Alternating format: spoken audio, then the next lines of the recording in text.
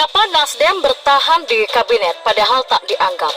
Apakah masih cari ongkos Pilpres 2024? Itu komitmen Nasdem yang tidak tergoyahkan. Ya, kan dari awal itu adalah komitmen kami sama-sama dengan Pak Jokowi dari tahun 2014, tahun 2019, dan komitmennya untuk bersama-sama Pak Jokowi sampai selesai masa tugasnya dengan baik. Nah, itu komitmen Nasdem dan kita tidak akan geser dari situ. Walaupun ada 2024 ke sana itu kan lain lagi. Walaupun ada anggapan bahwa Nasdem tidak dianggap gitu, tetap kompak ya Pak? Walaupun ada anggapan bahwa Nasdem seperti tidak dianggap. Kalau soal anggap menganggap itu adalah dinamikanya politik, nggak ada masalah itu. Yang penting kan komitmennya.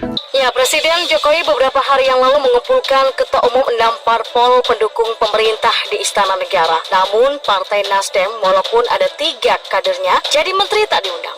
Hal ini tentu menjadi pertanyaan publik. Beberapa bulan lalu sempat beredar kabar bahwa 3 menteri kader Nasdem akan diganti, apalagi mendekati hari sakral yaitu Rabu Pon. Namun mendadak Jokowi dan Surya Paloh bertemu.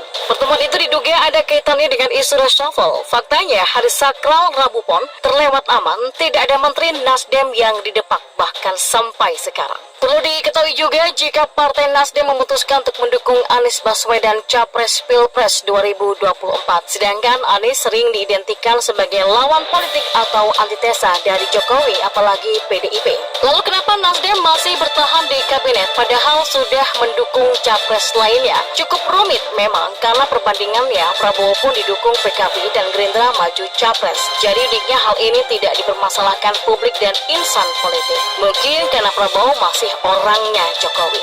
Ya, Ketua Umum Partai Nasdem Surya Paloh menyebut partainya tetap berkomitmen dengan pemerintahan meski Presiden Jokowi sudah tak lagi menganggap Nasdem di koalisi pemerintah. Sepertinya Nasdem memang tetap menganggap dirinya sebagai bagian dari pemerintahan saat ini dan memang Nasdem punya saham peran dalam proses pemilu kemenangan Presiden untuk Jokowi. Adanya kader Nasdem yang menjadi menteri di pemerintahan Jokowi juga menjadi salah satu alasan Nasdem untuk bertahan.